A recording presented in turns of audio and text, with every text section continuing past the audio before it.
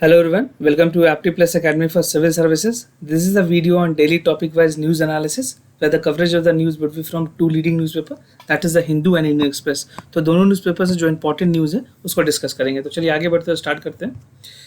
And these are the list of the today topic. Today is 27th of June. So the first topic is World Drug Report 2020. This is an important report by organization, and the other is annual anti-drugs action plan. So this is by government of India, and draft EIA notification, that is environmental impact assessment. And the last topic is pandemic and the learning curve. So these are the total of important topics that I'll be discussing. And apart from this, there would be MCQs question with explanation of the yesterday's answer. So stay tuned to the end of the video so that you get the correct explanation of the question. So starting with the first topic, that is World Drug Report 2020. You can find this news in the Hindu, where the title of the news is Hardship May Push People into Making Drug for a Living. So this is by UNODC. Basically, this is the United Nations Office for Drug and the Crime. So we'll see what are the important news that is covered under this article. And this is again important for your both prelims and mains examination. In mains specifically, it would be important for General Studies paper 3, and a direct question can be asked in the prelims examination as well. So first thing first, this is a report for 2020, and it has highlighted a wide range of possible consequences that would happen because of the pandemic COVID-19, and this would result in the illegal drug production, supply and consumptions, right? So this is what the concern has been raised, and the report basically it is released by United Nations Office of Drugs and Crime. So you can read more about this office. I'll tell you about details about this. मैं आपको आगे इसके बारे में और detail में बताऊंगा. And the report looks at the impact of the pandemic on the illegal substance industries, right? So what is UNODC? Basically जो United Nations Organization and Drug Control वो है क्या? Establish की गई थी 1997 में through the merger of United Nations Drugs Control Program and the Center for International Crime Prevention. तो दोनों को मिला करके जो United Nations Drug Control बनाई गई, this is a global leader in the against the illicit drugs and international crime, right? और बात करें basically it rely on the voluntary contribution mainly from the government, और 90 almost जो 90% की जो budget है वो गवर्नमेंट की तरफ से आती है, यूएस गवर्नमेंट की तरफ से, right? And 10% is a private contribution. और this is mandated to assist the member state, जितने भी मेंबर स्टेट हैं उसको असिस्ट करती है उनके the struggle against the illicit drug, crime and terrorism, right? So this is what the functioning of organisation is. Now coming to the finding of the report, जो 2020 को जो रिपोर्ट है world drug report, उसमें क्या क्या बातें कही गई है. So the report express the concern over the adverse impact of the economic hardship caused by the pandemic. तो जो लोगों को जो उनकी इकोनॉमिक हार्डशिप पड़ी है बेसिकली पेंडेमिक को लेकर के, उसके और जो पोस्ट कॉन्सिक्वेंसेज हो सकते हैं उसके बारे में बताई गई है. एंड दिस का लूट बेसिकली जो प्रॉब्लम आ सकती है, that is increase in the number of people restoring to the illicit activities linked to the drug making a living, right? So people can be dependent on the drug. और जैसे भी आपको पता है, मैंने पहले भी अपने न्यूज़ एनालिसिस में डिस्कस किया कि कोविड-19 के टाइम में जो ड्रग्स के जो एक्सपेरिमेंट्स है वो काफ़ी ज़्यादा हो रही है, चाहे वो एक्सिक्यू हो, हाइड्रोक्सीक्लोरोक्विनिन हो, या रेमडेसिविर हो, या और भी ऐसे ड्रग्स हो जिनके ट्रायल पे चल रहे, दैट उसके जो कॉन्सिक्वेंस बॉडी पे सीवियर इफेक्ट भी हैं. And according to the report, the lockdown could be a hindrance to the production and sale of the opioids and the major producing countries. तो कहीं ना कहीं जो प्रोडक्शंस हैं उस पर भी इसका इम्पैक्ट पड़ेगा. जो की ओपियम हार्वेस्ट थी अफगानिस्तान में, उसका इम्पैक्ट देखा गया मार्च से जून के बीच में. And this year harvest took place during the pandemic, right? So the production level has again degraded and there is a low number of productions.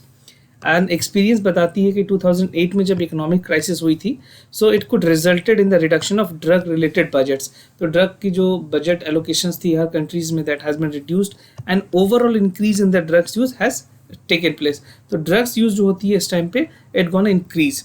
And with the shift of cheaper and more harmful drugs, let's see how people are taken, because जब भी कोई नई pandemic आती है, कुछ इस तरह की होती है, तो जो भी ट्रायल्स चलते हैं ड्रग्स के, take a lot of time, and in meanwhile जो सप्लीमेंट्री ड्रग्स है उसके हेल्थ में सीवियर इम्पैक्ट्स भी हो सकते हैं. Now impacts on the other parts of the country की अगर बात करें, तो कुछ countries like Italy, niger and other central Asia country, उन्होंने साफ डिक्रीज देखा है अपने ड्रग्स के सीजर्स में. एंड द रिपोर्ट्स बेसिकली जो रिपोर्ट्स कहती है कि ड्रग जो ट्रैफिकर्स हैं, they have diverted their attention from the illegal activities. जैसे कि साइबर क्राइम हो गई, ट्रैफिकिंग हो गई, फॉल्सिफाइड मेडिसिन हो गई, these number have increase in this countries, right. तो एक एग्जाम्पल के तौर पे बेसिकली मैंने आपको बताने की कोशिश की। ना बढ़ते हैं अपने दूसरे न्यूज़ की तरफ, that is annual anti drugs action plan. This news you can find in the Hindu, जहाँ पे टाइटल है centre roll out anti drugs plan for 272 vulnerable districts. तो ये अगेन आपके जनरल स्टडीज़ पेपर 2 में भी इंपॉर्टेंट हो जाएगी और जनरल स्टडीज़ के पेपर 3 में भी इंपॉर्टेंट है। Now, Ministry of Social Justice and Empower ने recently basically annual drug action plan launch किया, बेसिकली जिसको नशा मुक्त भारत भी हिंदी में कहते हैं। And the action plan was launched in 272 vulnerable districts on the occasion of international day against the drugs abuse, right, जो बेसिकली कल सेलिब्रेट की गई है, तो उसको लेकर के भी ये चीज़ें बेसिकली लॉन्च की गई है। नाउ क्या एम है पूरा, जैसे मैंने आपको बताया नशा मुक्त भारत और ड्रग फ्री इंडिया जो कैंपेन है वो फोकस करेगी कि किस तरह से इंस्टीट्यूशनल सपोर्ट दिया जा सके उस तरह के कम्युनिटी को जहाँ पे बेसिकली जो लोग ज़्यादा ड्रग्स डिपेंडेंट है, तो जो डिस्ट्रिक्ट्स है वो आइडेंटिफाई की जाएगी in coordination with the national control bureau, जो हमारी एनसीबी है, नारकोटिक कंट्रोल्स ब्यूरो, वो इन सारी चीज़ों को आइडेंटिफाई करेगी। और जो मिनिस्ट्री होगी that would ramp up the funding, वो इंस्टीट्यूशन वो फंड करेगी and it would launch a campaign in the school colleges to prevent the drug abuse among the youth. तो जो हमारे युवा वर्ग हैं जो स्कूल में हैं या फिर जो है कॉलेजेस में जो स्टूडेंट्स हैं, जो यूथ हैं, उनको इससे बचाने के लिए भी कैंपेन चलाए जाएंगे। जो फंडिंग है बेसिकली 2017-18 से उसमें कुछ इंक्रीज़ हुई है। बेसिकली पहले 49 करोड़ हुआ करती थी, now the funding has increase to 110 crore in 1920 and it is estimated कि 260 करोड़ तक हो सकती है 2021 के आसपास, राइट। तो एक integrated rehabilitation centre for addicts बनाया जाएगा, this is IRCA, this again is important for your prelims examination, तो प्रीलिम्स पॉइंट ऑफ व्यू से इसको आप ध्यान रखें। And this is funded by ministry, this would be completely funded by the ministry of basically, and this would take the communities to help affected by the addictions, right. तो जो भी जिसके जो भी खर्च होंगे वो मिनिस्ट्री बियर करेगी। And the campaign for the health would be sensitizing parents to involve school and prevent the drugs abuse। तो वैसे बच्चे या जो भी स्कूल्स में हो, कॉलेजेस में हो, उनके पेरेंट्स को भी अवेयर किया जाएगा कि कैसे बेसिकली ड्रग्स प्रिवेंट करना है, ड्रग्स अब्यूज़ के बच्चों को किस तरह से ट्रीट करना है psychologically and mentally. Now the other topic is draft EIA notification 2020। So you can find this article, this editorial in the Indian Express, जहाँ पे टाइटल है ease of harming environment. Satyajit Sharan ने इसको लिखा, he is a member of the Green Justice Party of India and lawyer based in Delhi. तो basically बात की गई है कि किस तरह से जो इन्वायरमेंटल इम्पैक्ट असेसमेंट है उसकी जो नोटिफिकेशन है उसमें क्या क्या लूप होल्स हैं और उसको किस तरह से आगे कैरी फॉरवर्ड करने की ज़रूरत है। तो इंपॉर्टेंस की बात करें इस तरह के आर्टिकल की, तो ये आपके जनरल स्टडीज़ के पेपर 3 के लिए इम्पॉर्टेंट है। Now recently ministry of environment, forest and climate change जो है उन्होंने प्रपोज किया है draft environmental impact assessment notification 2020, और जो ड्राफ्ट है वो सीक करती है to replace the current notification that is 2006 में जो EIA नोटिफिकेशन आई थी उसको रिप्लेस करती है ये। और ये क्वेश्चन जो है ये आपके मेंस के लिए बहुत ज़्यादा इंपॉर्टेंट है, जब इस तरह की कोई इंपॉर्टेंट अमेंडमेंट आती है तो this become important for you. तो व्हाट इज़ EIA, जो इन्वायरमेंटल इम्पैक्ट असेसमेंट है वो है क्या? एक इम्पॉर्टेंट प्रोसेस है जहाँ पे इवेलुएट की जाती है environmental impact on any project. अगर कोई भी प्रोजेक्ट प्रपोज की जा रही है तो उसके इन्वायरमेंटल कॉन्सिक्वेंसेस क्या होंगे उसको मेजर किया जाता है। तो this is a process whereby people views and take into the consideration, लोगों के जो व्यूज़ हैं उनको बेसिकली कंसिडरेशन में रखा जाता है before granting the development process और एक्टिविटीज़। तो एक गवर्नमेंट ने स्पेशल नॉर्म्स बनाया हुआ है जिस क्राइटेरिया को फॉलोअप करने की ज़रूरत होती है। तो बेसिकली एक डिसीजन मेकिंग टूल है to decide whether the project should be approved और नॉट। जो भी प्रोजेक्ट के जो नॉर्म्स हैं, जो गवर्नमेंट ऑफ इंडिया के जो basically ministry of environment and forest की जो गाइडलाइन है उसको फॉलो की जा रही है कि नहीं, वो किसी भी प्रोजेक्ट को अप्रूव करने से पहले, NOC देने से पहले ये सारे पैरामीटर्स पे देखनी होती है। नाउ जो ड्राफ्ट नोटिफिकेशन है under the power would be vested under the central government, तो इसकी जो सोल पावर है, जो सोल अथॉरिटी है वो सेंट्रल गवर्नमेंट के पास होती है under the environmental protection act 1986, right? You must have read this. This is again an important one. And all the measures taken against the protection and improvement of the quality of the environment. Now बात करें जो new notification है उसमें क्या क्या बहुत कुछ loop holes है या चैलेंजेस हैं। तो जो गवर्नमेंट की जो नई नोटिफिकेशन आई है that has brought to make process more transparent and expedite the implementation of the online system, right. तो ऑनलाइन चीज़ों को भी रखा गया है ताकि लोगों को हैजल फ्री अपना परमिशन ले जा सके। बेसिकली रैशनलाइज करने की कोशिश की है कि स्टैंडर्डाइजेशन जो फॉर्मेट है क्लियरेंस प्रोसेस की, जो एनओसी लेने की, उसके लिए ऑनलाइन प्रोसेस को भी रखा गया है, राइट। और जो इन्वायरमेंटल लिस्ट है सेट की जो draft will further dilute the EIA process.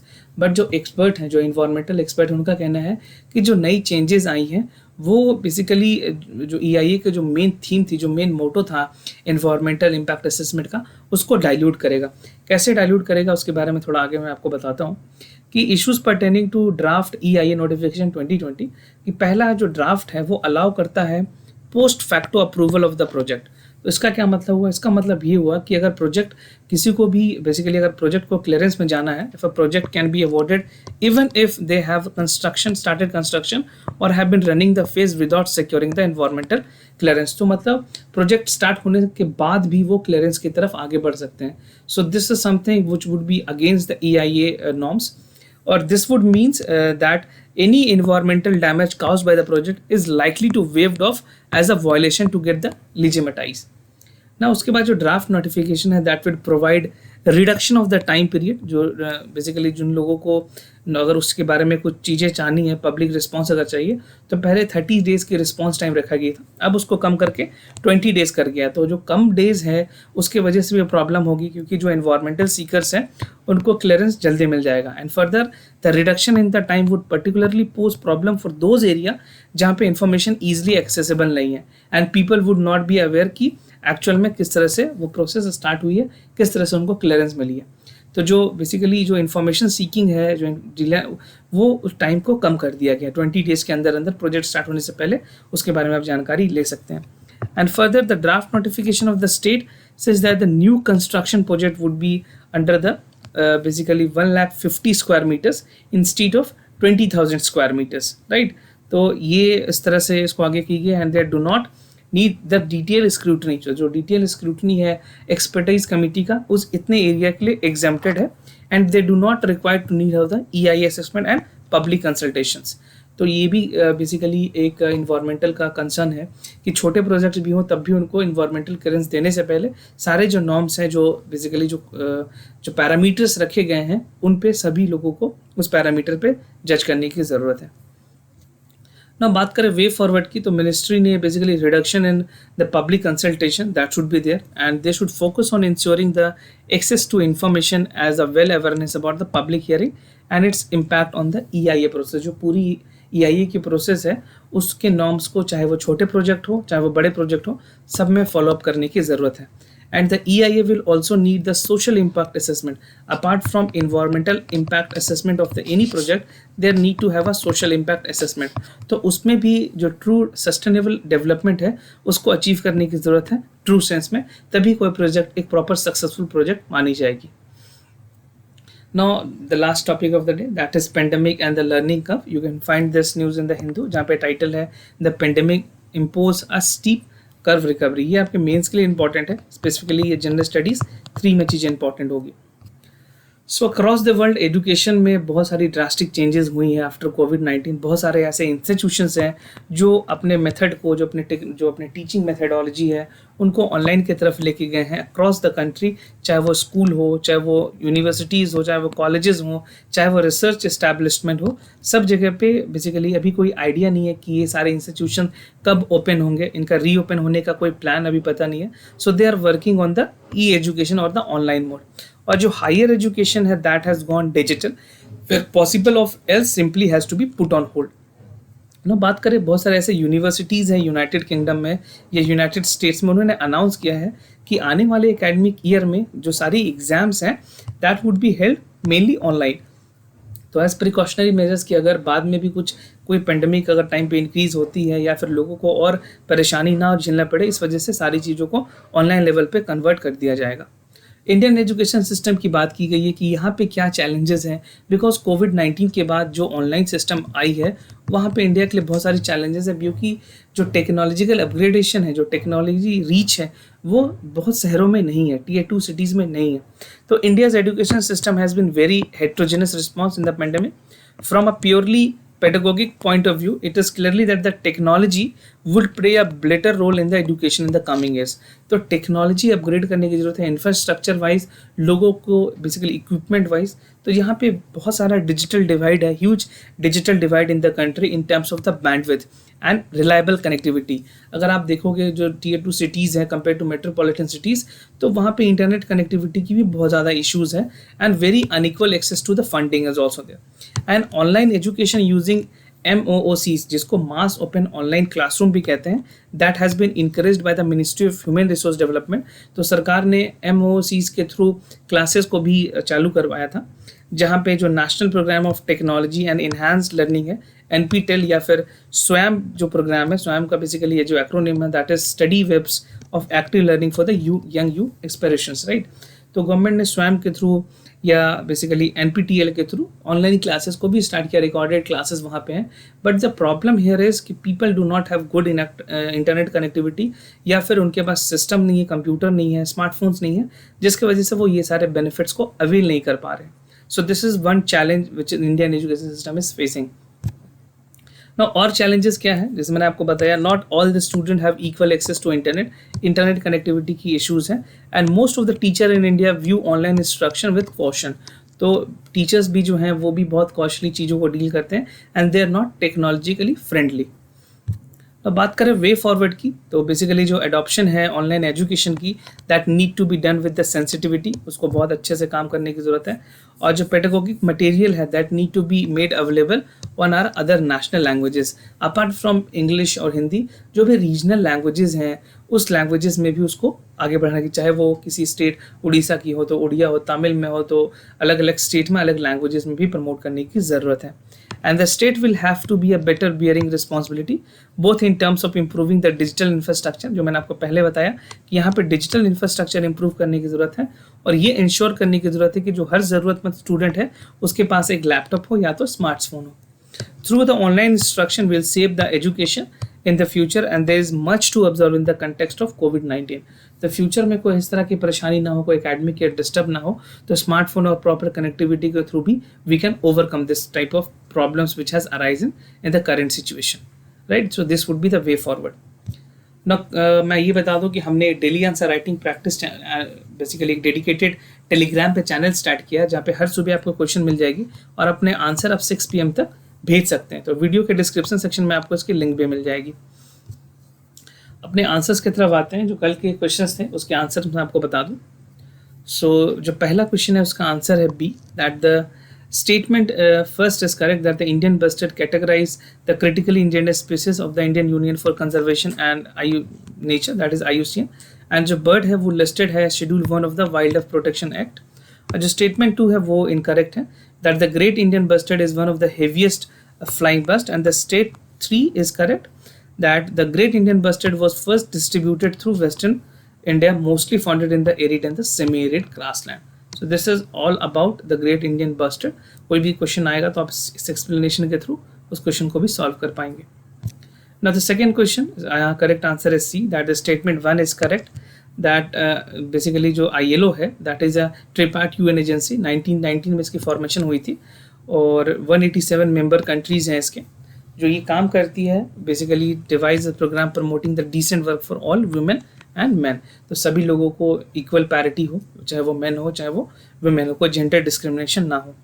And the statement 2 is correct, that India recorded the highest average real veg growth in the south Asian countries, right, during 18 and basically 17 के time के period में, तो 8 to 17 के period में. And according to report the International Labour Organisation in South Asia, the lead average real wages is increased by 5.5% again 3.7%. तो पहले 3.7% हुआ करती थी, वो बढ़ के 5.5% हो गई है. दूसरे कंट्रीज की बात करें तो 4.7, श्रीलंका 4 पे, बांग्लादेश 3.4, पाकिस्तान 1 और ईरान 0.4. तो ये हमारे कुछ नेबरिंग कंट्रीज की डेटा है. नाउ आज के MCQs की तरफ आगे बढ़ेंगे. तो जो पहला MCQs है that is related to with regard to generic drug, consider the following statement. जो जेनरिक मेडिसिन है that work in the same way that provide the same clinical benefits to the brand name version, और the generic drug cost less than the brand name medicine. So this is again a very important question that can be asked in the science section और in the current affairs section. तो आपको इसका correct answer बताना है A, B A, B, basically both 1 and 2, or last may D, none of the above. So whatever you feel is the correct answer, you can use the elimination method to get the correct answer. Now the second question is from the culture. So the Vidyanagar painter evolved the pictorial language, figures and object of the two-dimensional, and Trichy was the new capital of the Vidyanagar dynasty. So Indian culture से अगर आपने NCERT पढ़ा है, अगर आपने नितिन संघाने की book पढ़ी है, so this would be very easy for you to answer this question. So whatever there is the correct answer, A, B, both A and B, or none of the above. So you can let us know your answer in the comments down below.